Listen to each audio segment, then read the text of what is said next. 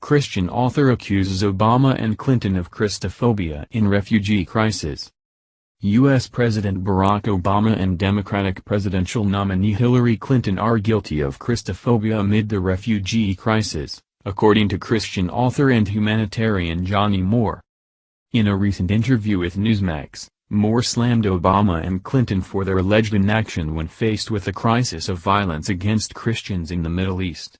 The Christian author told host J.D. Hayworth that the current U.S. administration did nothing when the atrocities of the Islamic State of Iraq and Syria, ISIS, resulted in the displacement and death of many believers in the region.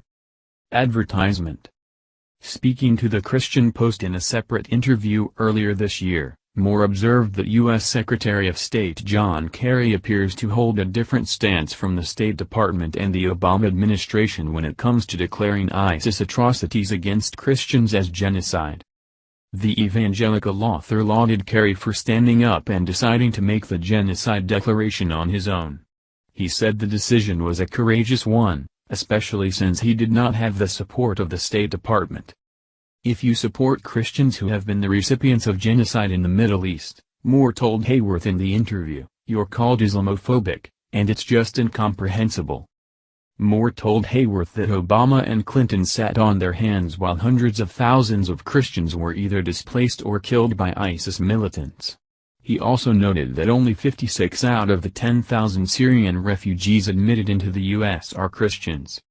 The humanitarian also accused the Democrats of destroying religious freedom in the United States, and added that he and some other people have been labeled as Islamophobic for merely speaking up for the Christian community.